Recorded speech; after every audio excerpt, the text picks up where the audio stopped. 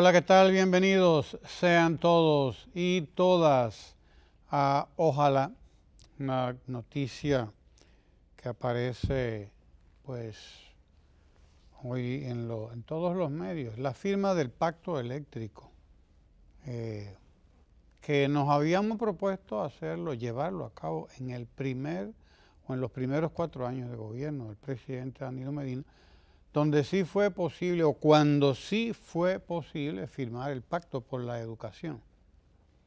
Se firmó el pacto por la educación, estábamos a punto de firmar el pacto eléctrico y nos quedaba el pacto fiscal, que todavía queda ahí, en el limbo, como debe ser.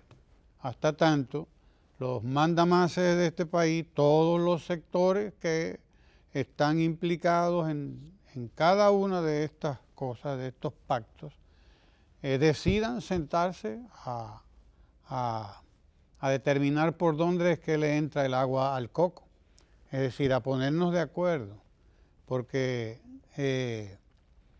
todo el mundo habla del gobierno, pero hay sectores que gobiernan también, porque tener una cuota de poder en el Congreso es ser parte del gobierno. Usted es parte del gobierno. Usted no puede tener diputados, tener senadores incluso, tener síndicos, tener regidores y decir que usted no es parte del gobierno. Usted es parte del gobierno, que usted no lo quiere asumir, que usted prefiere seguir en la actitud olímpica de hacer oposición, en ese negocio tan rentable que es hacer oposición, porque hacer oposición, cuando se hace de ciertas maneras, es un negocio muy rentable. Es bueno que lo sepamos todos. Es quizá uno de los negocios más rentables, hacer oposición. Decir a todo no, a nada que sí, hacer oposición. Eso es todo no y nada sí. Nada sirve hasta que yo llegue. Ese es el tipo de oposición que se hace aquí. Nadie sirve hasta que yo llegue. Nadie sabe más que yo. Todo lo que hace el gobierno es malo, todo lo que hago yo es bueno. Ese es el tipo de oposición que se hace aquí, que es un negociazo redondo. Redondo cuando se hace oposición de manera irresponsable, olímpica, como la que se hace aquí, como la que están acostumbrados a hacer aquí, estos sectores de nuestra oposición. Pero resulta que ellos son parte del gobierno. Ellos tienen que sentarse también, a mojarse, a decir, bueno, vamos a hacernos cargo de esto, vamos a asumir toda la responsabilidad que tenemos que asumir. Y dentro de eso está el empresariado también, que es parte del gobierno, porque usted no puede estar en un sistema como el que nosotros tenemos y decir que usted no es parte del gobierno. Sí, señor, el gran empresariado dominicano es parte también del gobierno.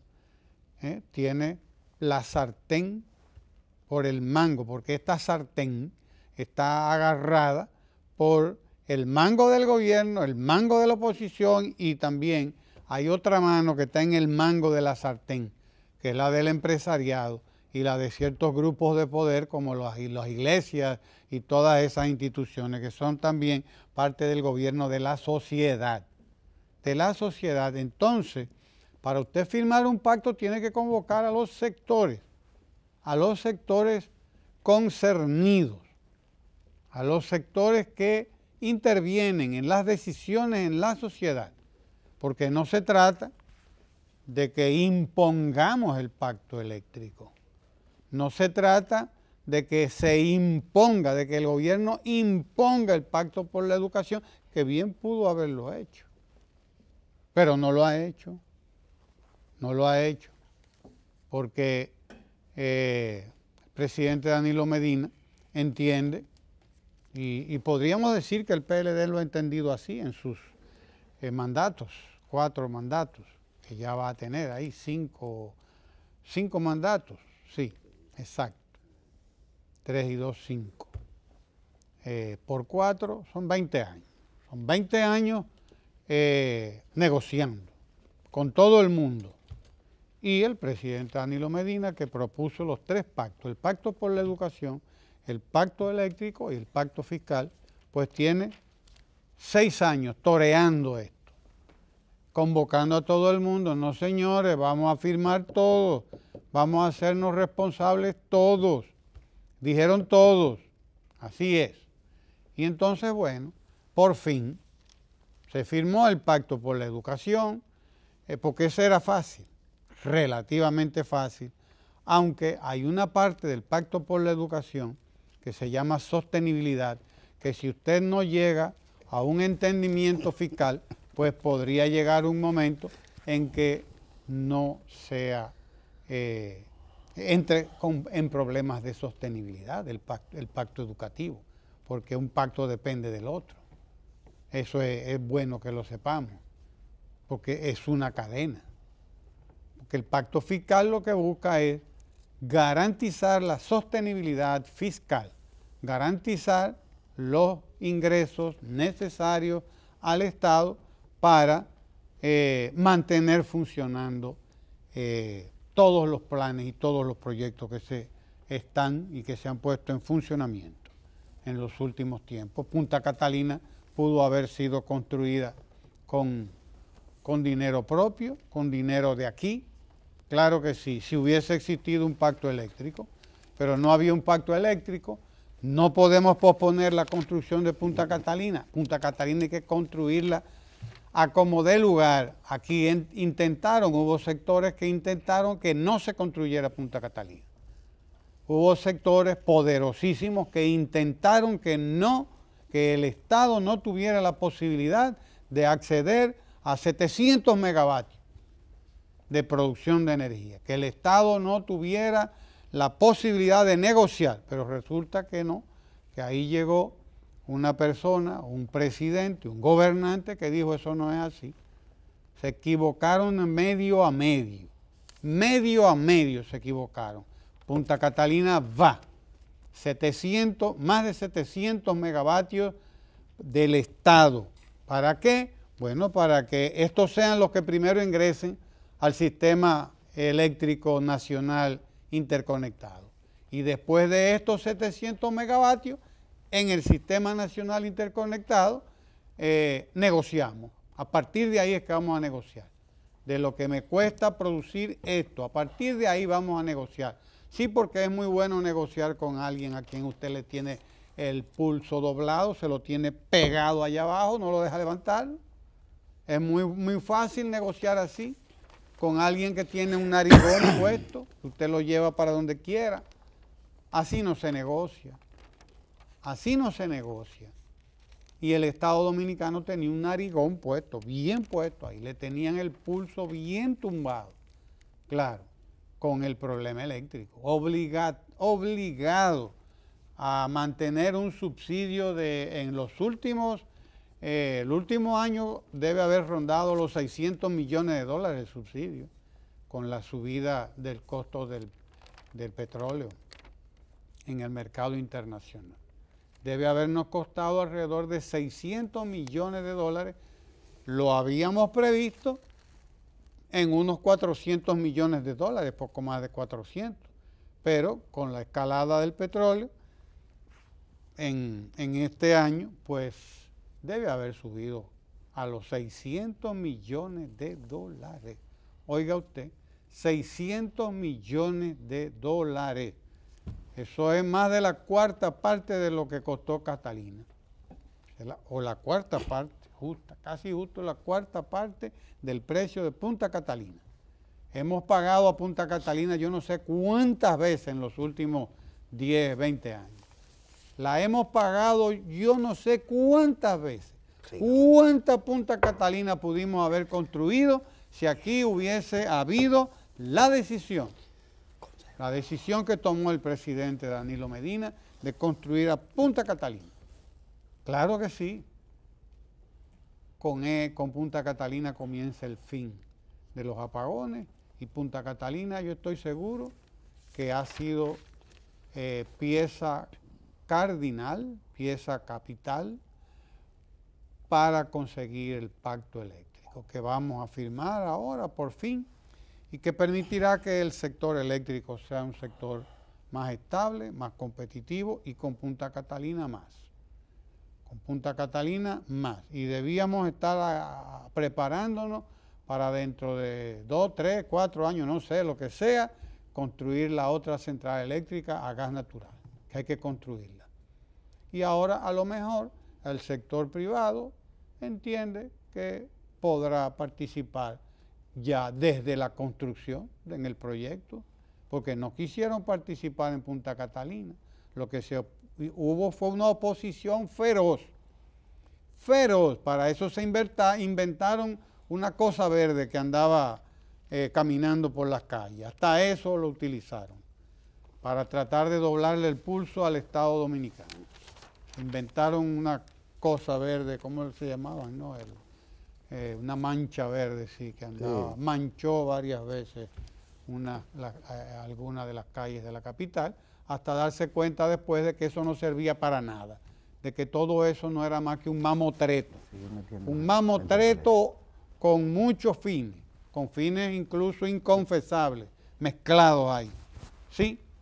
Es mejor sentarse a negociar, compadre, para que lo sepan. Es mejor sentarse a negociar, hacer negocio se llama eso, de ahí que viene negociar, es de hacer negocio.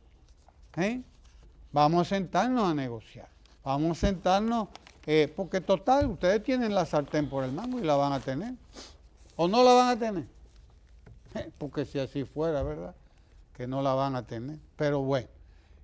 Por fin parece que llegamos al momento de la firma del pacto eléctrico, por fin, y entonces ya el presidente de la República podrá decir que ha conseguido un segundo objetivo importante que él se propuso en su campaña electoral, la firma de un pacto eléctrico.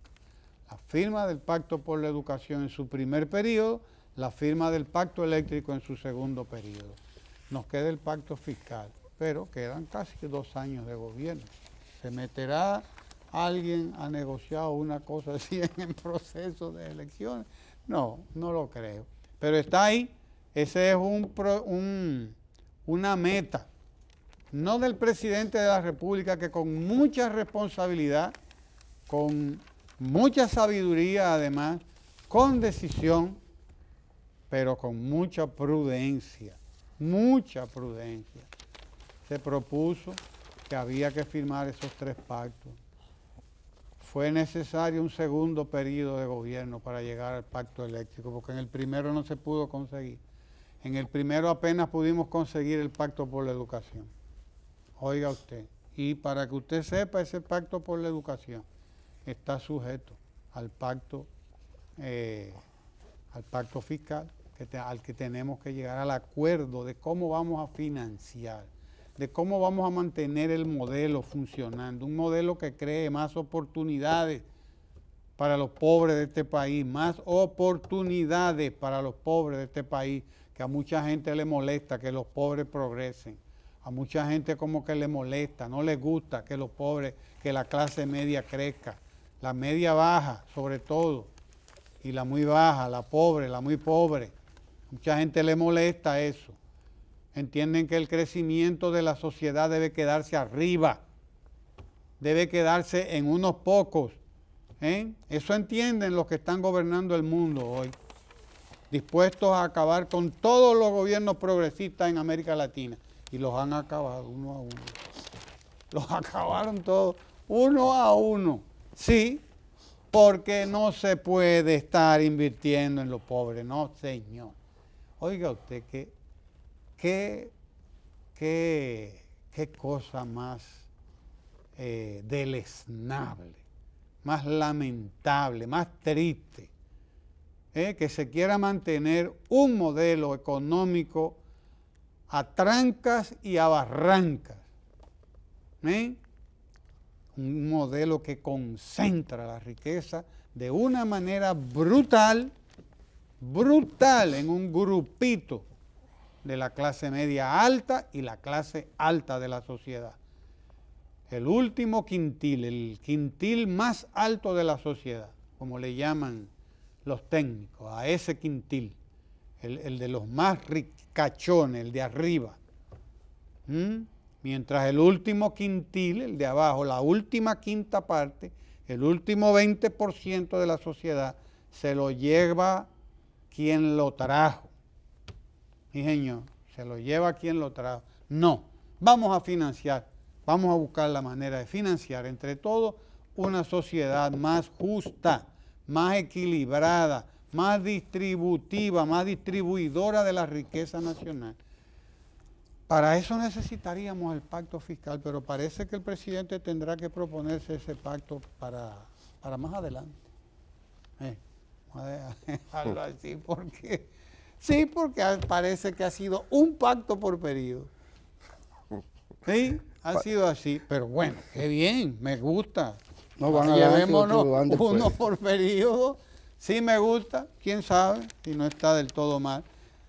Vamos al pacto eléctrico, qué bueno, qué bueno. El país va a un nivel, por lo tanto, más competitivo.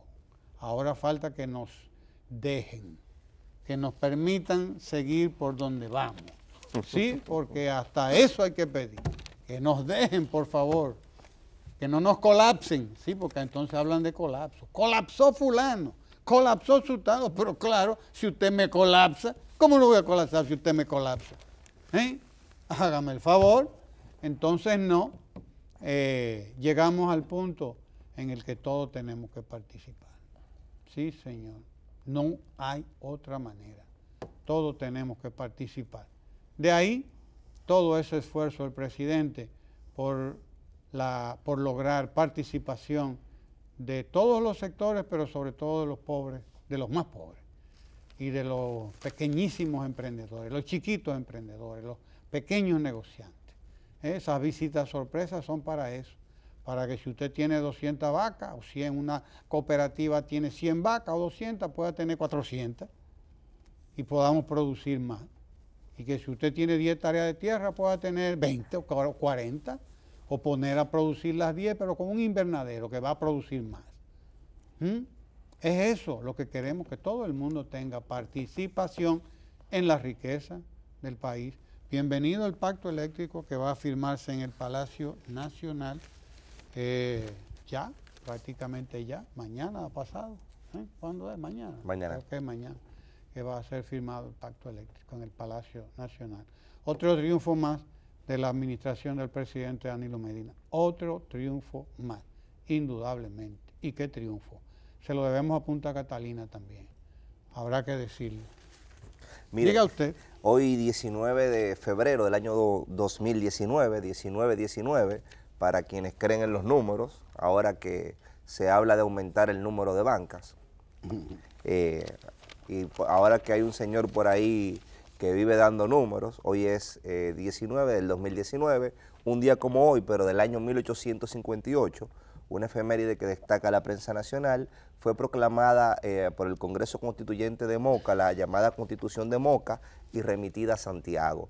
Esta constitución tuvo su origen en un desfalco que se hiciese desde el gobierno a los cosecheros de tabaco, cuando el presidente Buenaventura Báez Méndez, en ese entonces, hizo una serie de empréstitos y después comenzó a emitir monedas sin respaldo, la llamada moneda inorgánica. Eso provocó una desestabilización general en el país y por ahí se fue ese conflicto que terminó con Pedro Santana encabezando el gobierno nacional y derogando esa constitución que un día como hoy, del año 1858, fue proclamada en la ciudad de Moca. Mire, usted estaba mencionando el tema del pacto eléctrico, que conjuntamente con los pactos de educación y el pacto fiscal fueron impulsados por la Ley 112. ¿Qué es la Ley 112? Es la Ley de Estrategia Nacional de Desarrollo. Cuando se estaba discutiendo esa ley, vinieron técnicos de Corea y recuerdo que plantearon que cuando ellos estaban haciendo una estrategia nacional de desarrollo similar en los años 60, la República Dominicana donó aproximadamente $15,000 en una primera partida y después $10,000, porque la situación de República Dominicana era una situación superior a la de Corea. En ese momento Corea del Sur estaba discutiendo esa estrategia nacional de desarrollo y nosotros habíamos tenido una intervención militar norteamericana, habíamos tenido una serie de eventos desafortunados, incluyendo un golpe de Estado a un gobierno escogido en 1963, y el tema del desarrollo ocupaba un segundo plano porque el tema era las libertades básicas. Estaban asesinando a la gente en la calle, había un clima de guerra y el tema de desarrollo no fue un tema central. Un gobierno que se suponía que debió ser de transición y ese gobierno de transición duró 12 años. En esos 12 años que pudieron tomarse una serie de medidas que impulsaran de manera integral la educación, se construyeron escuelas, mas no se hizo una transformación en el área de la educación.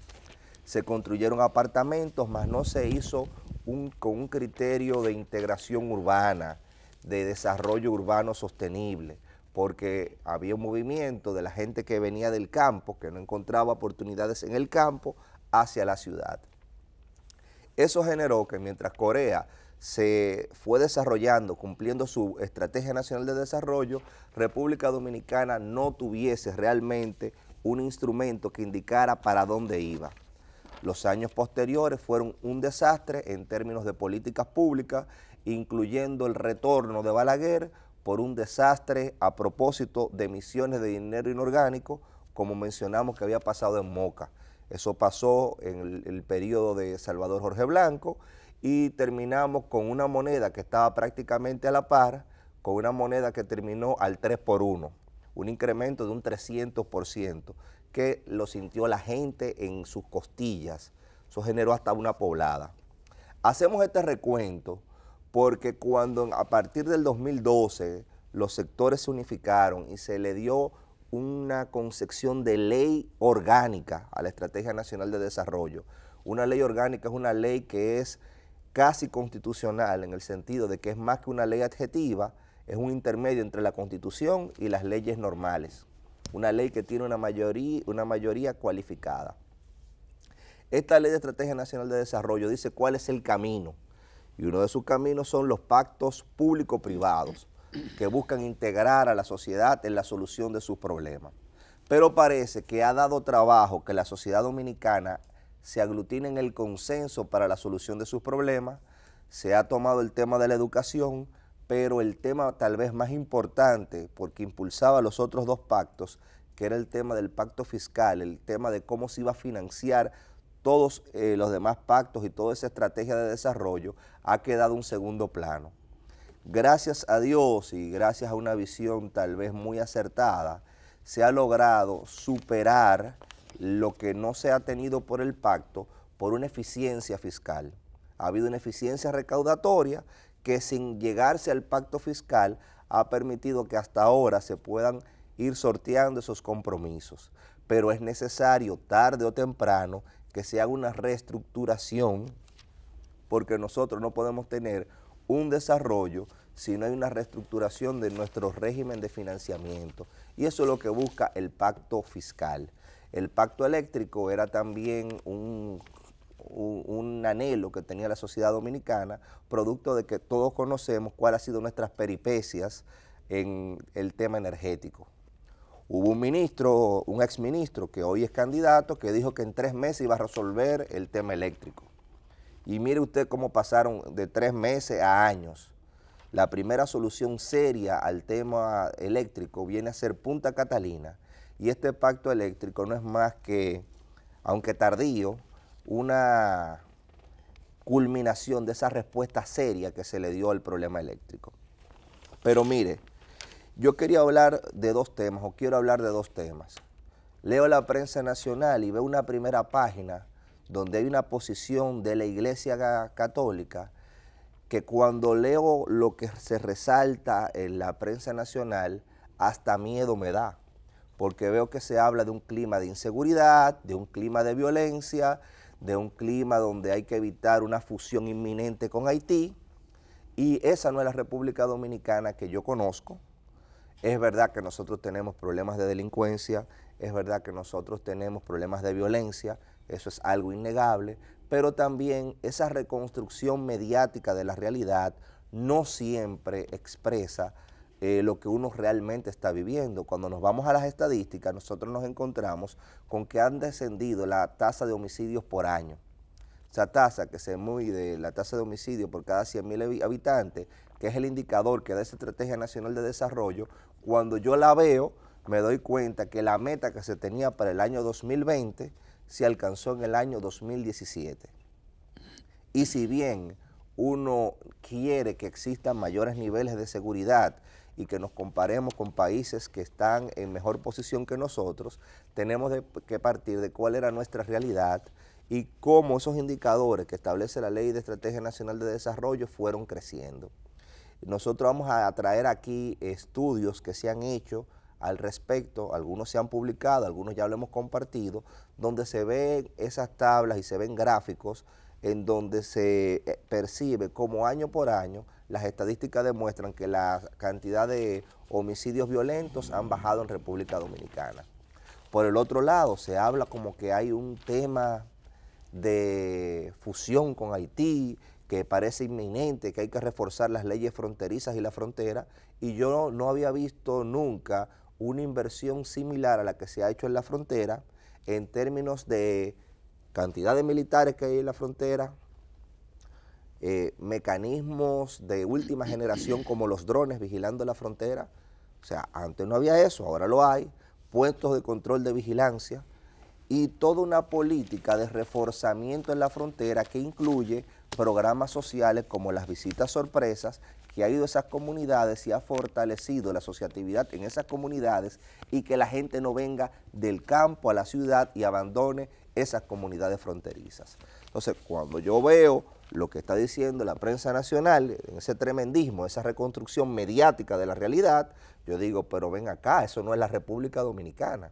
Tal vez la primera página debió ser algo que sí incide en la violencia que hay estructuralmente en la sociedad dominicana y tiene que ver con que tú conoces una sociedad con la manera en que trata a sus presos. Aquí en el año 1950 se hizo la cárcel de la Victoria para 900 personas. Actualmente hay 10.000 personas en la Victoria. 10.000 personas en un lugar donde debió haber 900 o apenas 1.000 personas. Hay 10.000. En el día de hoy se va a inaugurar lo que es la nueva penitenciaría de la Victoria, parte de un programa que ha hecho la Procuraduría General de la República para tratar de que no existan dos sistemas penitenciarios, uno viejo y uno nuevo. En el viejo violándole todas las garantías a los seres humanos, tratándolos peores que animales, como si fueran centros de concentración. En el nuevo, un esquema que sí va acorde a la Constitución que permite la reinserción social.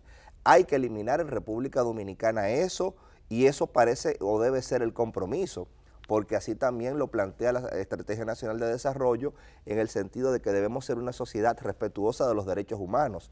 Pero yo no veo que la preocupación por eso sea la preocupación que se externe y que mediáticamente se fomente.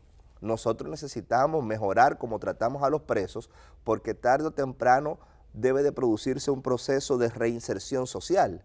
Entonces, si nosotros tratamos a los presos como animales y creamos en vez de cárceles centros de educación delictiva, nosotros no vamos a resolver el problema de la pobreza. Nosotros tenemos que hacer que más temprano que tarde, los centros de reclusión, los centros penitenciarios sean lugares donde los presos se puedan reformar.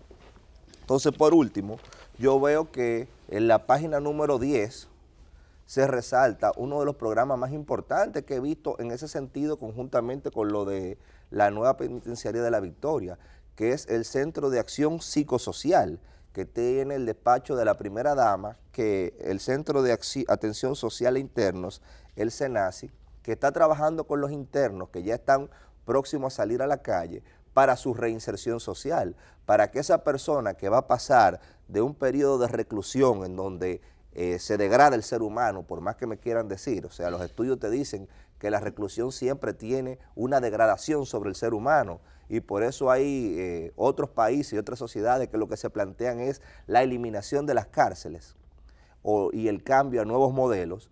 Nosotros nos encontramos con que este programa del despacho de la primera dama sí trata la reinserción social y sí trata de hacer menos traumático el paso de esos internos, de esos seres humanos que están recluidos a la sociedad y darle medios para que se puedan realmente integrar. Y yo creo que si se quiere hablar seriamente del combate a la delincuencia y a la violencia, tenemos que tomar como buque insignia este tipo de programas y este tipo de medidas que buscan humanizar un poco lo que es el sistema penitenciario. Guillermo. Miren, yo quiero asumir un poco la idea del arroz con mango. ¿Qué es en esta versión el arroz con mango? El arroz con mango es una especie como de caos, de disparate. Debe ser bueno. El arroz con mango dice Juan Luis Guerra que es bueno, pero yo no creo que él lo haya comido nunca. Ah, eso sí es verdad. Espérese ahí. Ahora, ¿por qué yo digo esto? Bueno, porque por un lado nos ponen a repetir cosas inservibles que no sirven para absolutamente nada, que se repiten y nosotros tenemos que estar hablando plepla de esas cosas que se repiten y se repiten. Por ejemplo, nosotros deberíamos estar probablemente hablando hoy de cosas verdaderamente importantes. Lo del pacto eléctrico es un tema que se debió haber resuelto. Debió haber sido el primero, y si no el primero, el segundo. Y si no el segundo, el tercero, no el cuarto. Y finalmente hay pacto eléctrico porque el CONET entendió que ya había que llegar a ese punto y que resulta irritante ante el país, y lo es y lo era, que se disponga de una cantidad tal de recursos que bien podrían estar siendo utilizados en servicios para los ciudadanos, tanto en salud pública, en la misma educación, en lo que fuese, en el deporte, en lo que se les ocurra, y no para la subvención del servicio eléctrico, es decir, no del servicio, sino de los distribuidores, los generadores de energía cara y no precisamente muy buena.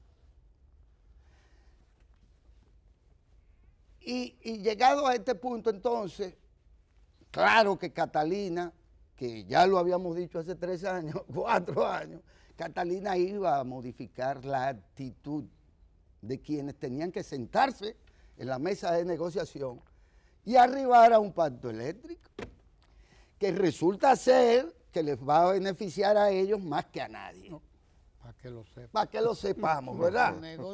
Un tremendo negocio, porque al final de cuentas todo va a ir a parar a la misma cuenca. A la misma cuenca. Pero bueno, Catalina ya está pariendo cosas. Ya está pariendo cosas. Ya está pariendo hasta el interés de quienes se oponían al pacto eléctrico por ser propietarias de Punta Catalina. O por garantizarse, y ya eso se lo ha ofrecido en bandeja de plata también el gobierno, o contrato a 10 años fijos si convierten sus plantas añejas, costosas y ya no competitivas, si las convierten ¿a qué? A gas natural.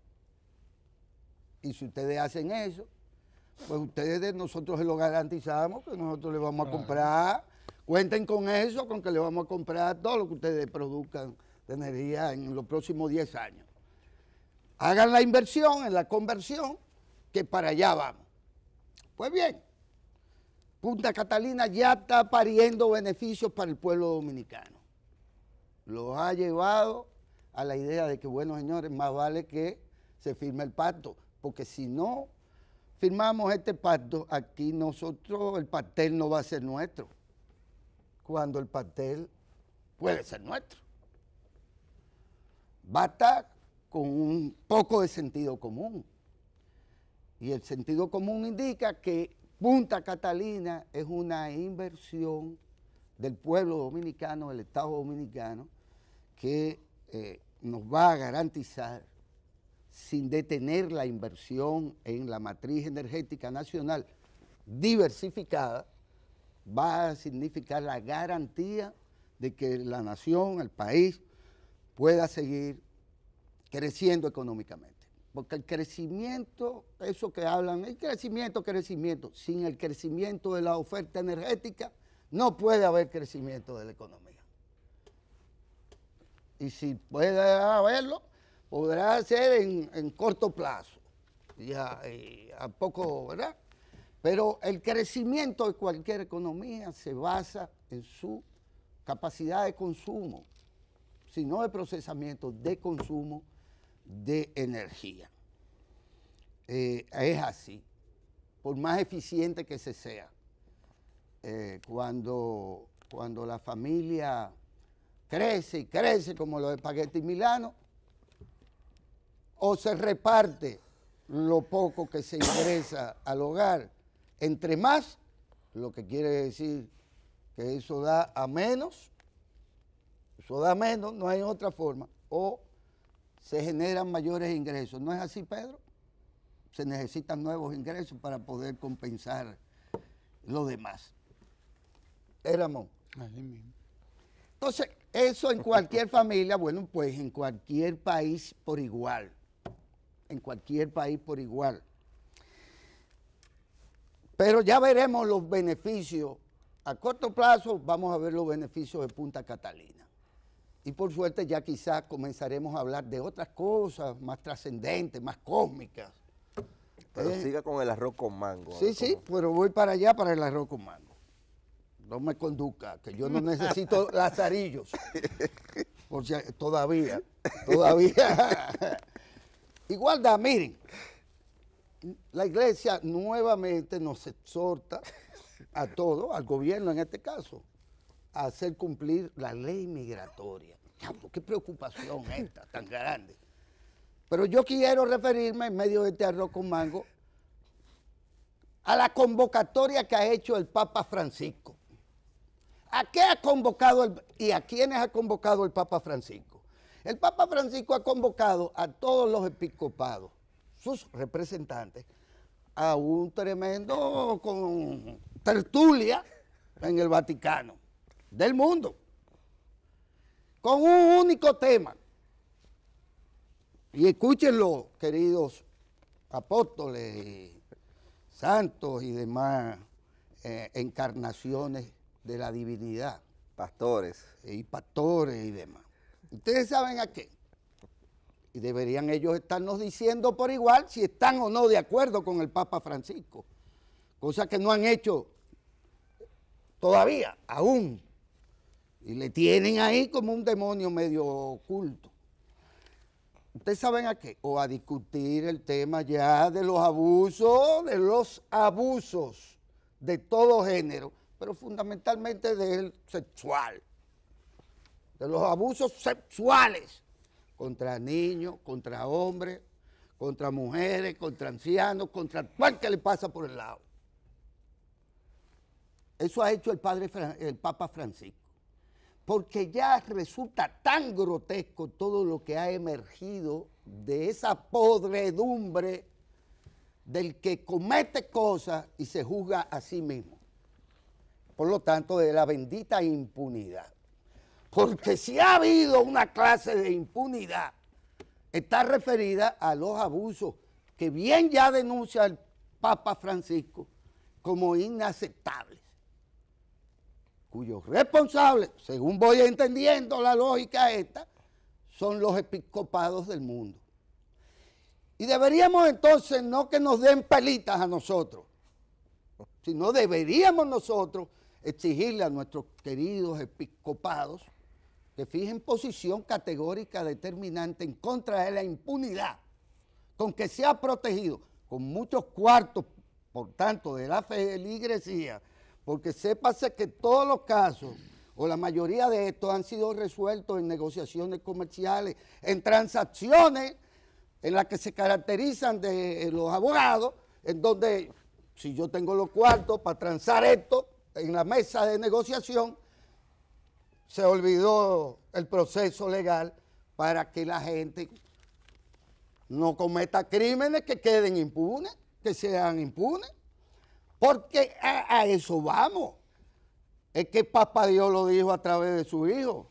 Óyeme, pero primero mira la paja en tu ojo, no en el ojo ajeno. Y vamos ahí como entendiendo cuál es el rol de cada quien y cuál es la responsabilidad de cada quien en esto. Y no estoy hablando de Haití, que al final de cuentas, vaya usted a saber si ese puede ser nuestro problema. Falso. Hay 10, 15, 20, 30, 100 problemas fundamentales frente a los cuales se hacen los chivos locos, como se han hecho los chivos locos con Punta Catalina, que era la solución al problema eléctrico del país. Para que se pudiera llegar a un pacto eléctrico que se va a firmar, ya gracias a que el CONET ha asumido eso como imprescindible y como algo ya que no se puede seguir postergando, porque Punta Catalina tiene una capacidad de convencimiento terrible.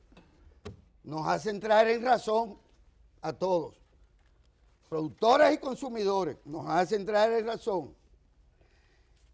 Esto es un arroz con mango y les voy a decir, entre otras cosas, por qué. Porque resulta ser que absolutamente todos los principios del derecho internacional, han servido menos que el papel famoso aquel del doctor Joaquín Balaguer, que ni para eso sirve, el derecho internacional. Se viola absolutamente todo en nombre de la democracia y del más bello, justo y poco salvaje capitalismo, la democracia norteamericana. Entonces usted tiene a un señor que en nombre de nosotros todos se erige y nos anuncia, como lo hiciera Cristo probablemente en su momento, nos anuncia que el día de la libertad se acerca, porque el socialismo de la socialdemocracia será, ¿verdad? Porque que yo sepa no ha habido otro tipo de socialismo por estos lares, ni siquiera el supuesto socialismo cubano, que no llega nunca ha llegado al socialismo como expresión del comunismo o de tal cosa y tal cosa, más que a la resistencia de un pueblo que tiene que resistir a costa de cualquier cosa y en un estado de guerra permanente. De acoso permanente, de agresiones en contra también del derecho internacional, porque resulta ser que cualquier invasión a nuestro país no es nueva, o a nuestros países no es nueva. En Haití se metieron todo el tiempo, y mire lo que nos han dejado ahí. Mire lo que... No hay un solo día en los últimos 100 años que Haití no haya estado tan intervenido como cualquier otro país. Recién acabaron de salir ahí los brasileños que yo no sé qué buscan por aquí. Recién sacan a los haitianos de allá, pero ellos vienen aquí a administrarlo. ¿Sí? Porque ellos no lo quieren allá. Sí. No lo quieren, como los chilenos tampoco, esos períclitos. Tampoco quieren a los benditos haitianos. Pero siempre han intervenido Haití como han intervenido aquí. Como lo hicieron en Cuba, en Valle de Cochino, ¿cómo que se llama la otra intervención? Con mercenarios y demás, que se llevaron en contra de Valle de Cochino y la otra cosa. Girón. La misma. La misma, qué sé yo, la otra. Y Nicaragua no sería la primera vez que intervengan, que está en la lista, ya está anunciado, él lo dice claramente, libre por primera vez en la historia, con la derrota de las tiranías de Venezuela, Cuba y Nicaragua, que les inquietan tanto estas tiranías, a ellos que han creado tantos tiranos y que han mantenido en el poder durante tanto tiempo, les preocupa tanto que nosotros ya estamos hasta preocupados también. Ya estamos preocupados también porque ¿cómo demonios se le puede ocurrir a alguien que este imperialismo desfachatado se hace en nombre del derecho internacional. ¿Cómo se le puede ocurrir a un abogado leguleyo? Un Sergio cualquiera. No he querido decir nada de eso. No se dé por aludido. Que aquí lo que estamos defendiendo son principios legales. Que esto es una cuestión de legalidad. No, en cualquier caso sería una cuestión de sentido común. Se puede construir un derecho al que todos tengamos derecho, como países y naciones, sobre la base de la violación del derecho internacional. Público y privado. Porque déjenme decirle a ustedes que los barbarazos estos que están defendiendo la democracia, y aquí hay una balsa de traidores, porque siempre han estado aquí, por eso Duarte tuvo esa visión tan larga, de tan largo aliento, hasta que no se termine con ellos, nuestro país va a seguir siendo lo que es. Ya lo dijo. Resulta ser que el Departamento de Estado se dispara. El Departamento de Estado.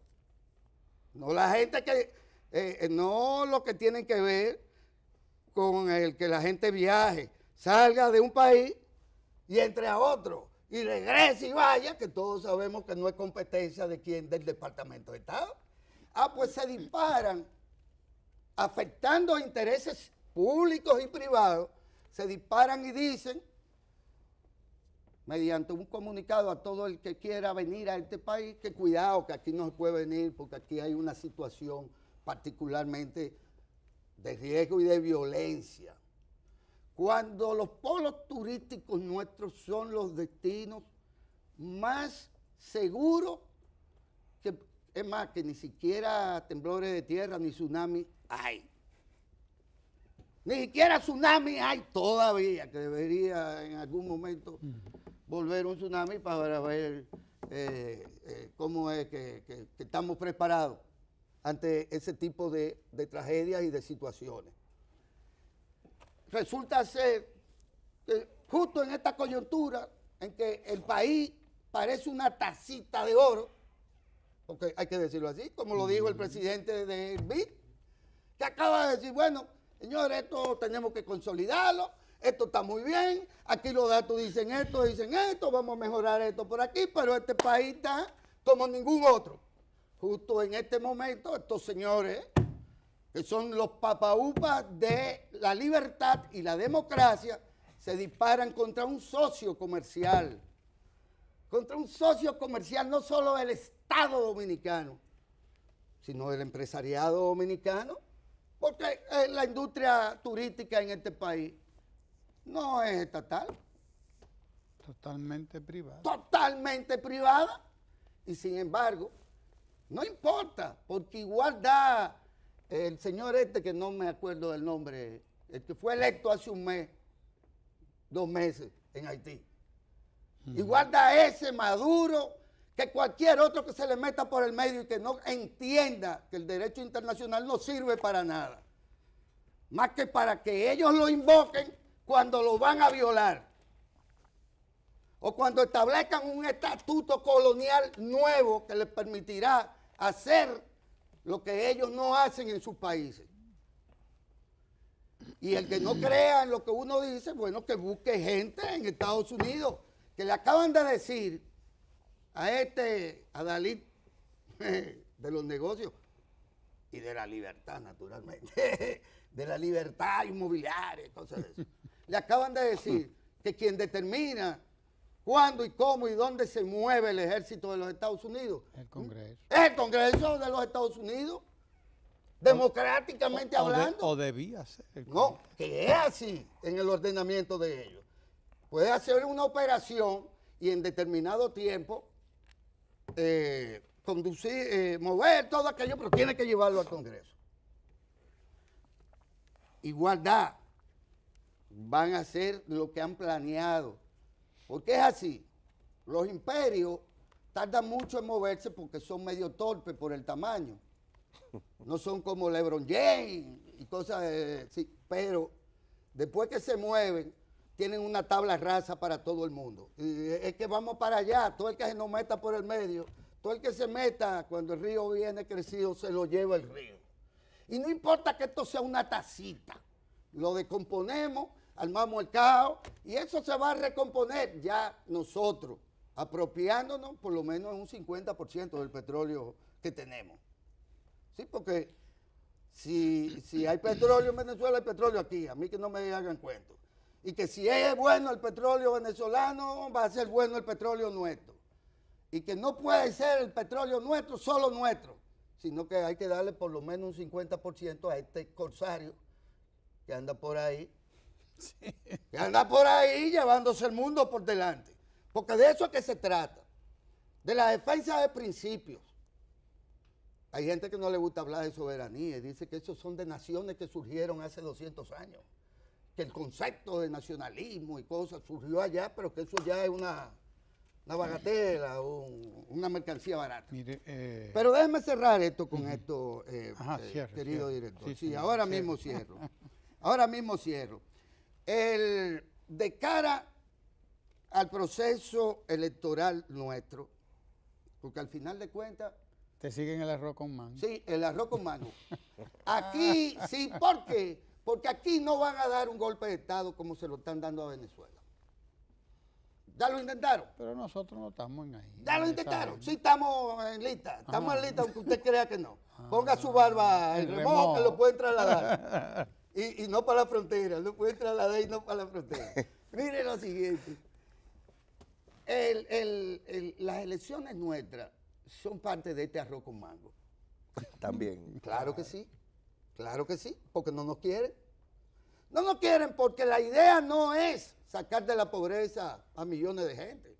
La idea no es organizar un Estado fuerte dominicano. No, la idea es la misma de esos bandidos que han dicho que al igual que Haití, República Dominicana no es un Estado, ¿qué? Fallido. Es un Estado fallido. Eso. Es decir, que no es viable. Esa es un poco la idea. Lo que pasa es que la realidad le da en la cara, de frente, y dice, bueno, pero este paísito crece, recibe inversiones de toda parte del mundo, crece su polo turístico, crece su aparato productivo. Pero ¿y qué demonios le podemos sacar a esta gente? Ay, que esta gente obligan a cualquiera a sentarse en la mesa del pacto eléctrico o a sentarse en elecciones en donde la democracia se practica y surge una hegemonía política basada en un pueblo que quiere superar sus lacras, que no son mayores ni más abundantes que las bondades, las riquezas del pueblo y la nación dominicana.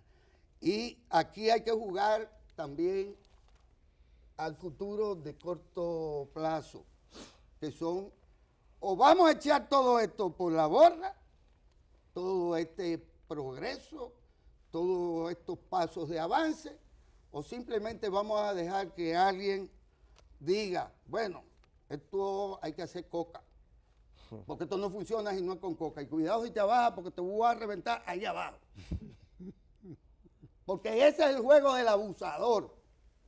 Y Sergio sabrá lo que es la coca. Porque eso no, él nunca jugó bola. El juego de la coca. Nunca jugó bola. El capuy no te abaje. El capuy no te abaje. Ese mismo es que le llaman la coca. Pero mire, entre col y col lechuga, ¿no? Y ya llegó nuestro amigo Juan González. Hay una información que a mí me resultó interesante y es la de que la dio, alguien la recordó en estos días, el presidente Danilo Medina es el único presidente dominicano, oiga, que no firma acuerdo con el Fondo Monetario Internacional y que ha gobernado sin reforma fiscal, además. Oiga bien, ¿cómo es la cosa? Eficiencia tributaria en la recaudación. Una observación interesante la de esta. Ese es el postre que hicieron del arroz con mango. Ese es el postre, sí, señor. Sería como mango, no arroz eso. Cero acuerdo con el Fondo Monetario Internacional, que acaba de imponerle a Argentina condiciones como las que ellos tuvieron antes de los Kirchner. 2000.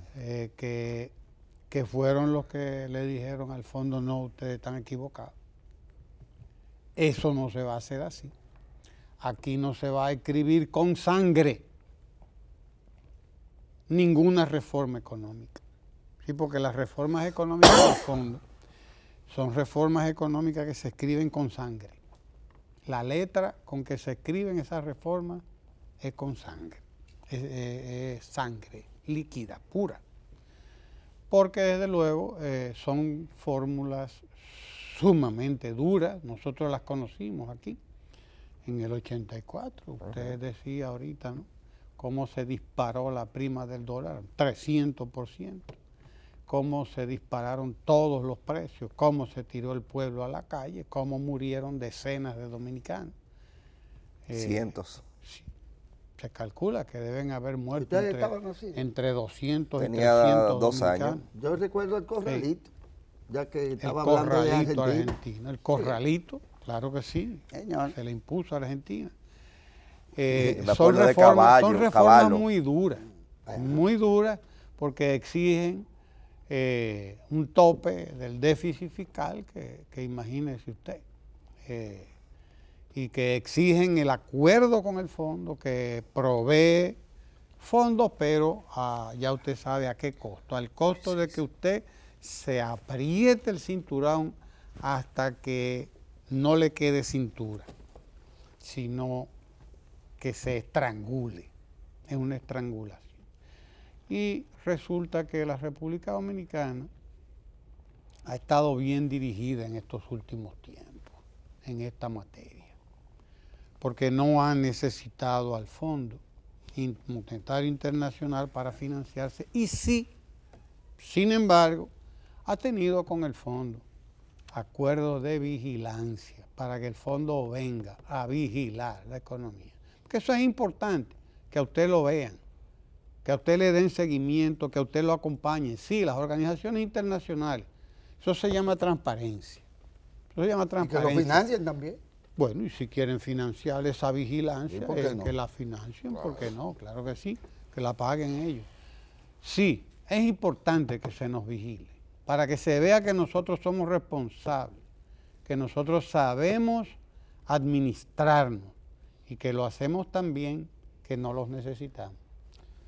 Usted va a hablar de eso Cosa con Juan importante. González, me dice. No, Juan González Cosa no va a hablar de la muy- visita del cosa presidente a muy Roma Importante. y de lo que significó,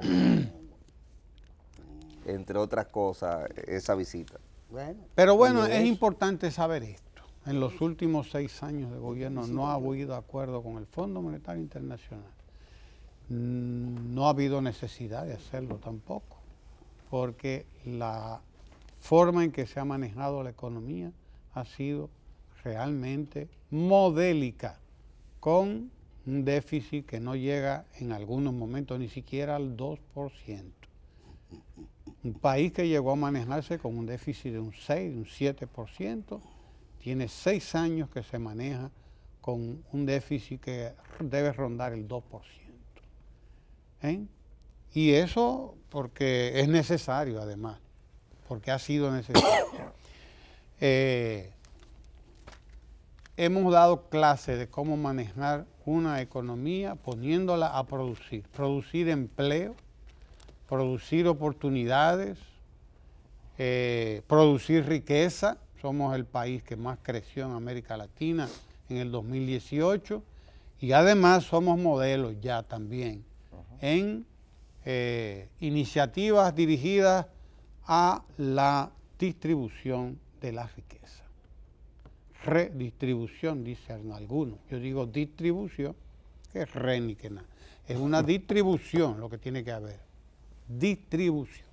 Para reducir la Iniciativas desigualdad, para reducir la que desigualdad es la principal y la rémora. pobreza en la República Dominicana, Lo que- que es la principal deuda, la deuda social. Ay, sí. Lo que Claro pasa que es que el sí. concepto de redistribución parte de que ya hay riqueza y se Sí. va a redistribuir, de que hay un capital que Que hay una que está produce distribuida, riqueza sí. y ese capital que produce riqueza se va a redistribuir. Y mire, el tema que ha pasado con los pequeños productores, que gracias a las visitas sorpresa y a la política pública han podido conseguir riqueza y a su vez distribuir riqueza, es un tema modélico, como usted dice. Interesante, además. Tenemos a Juan González. Juan, sí, el sí. responsable Juan llegó del por robo ahí. de tu tiempo no soy yo. Juan llegó que ahí. quede Juan claro, González, y continuamos la conversación ahora mismo. No se mueva de ahí. No se mueva de ahí. Vamos a una brevísima pausa.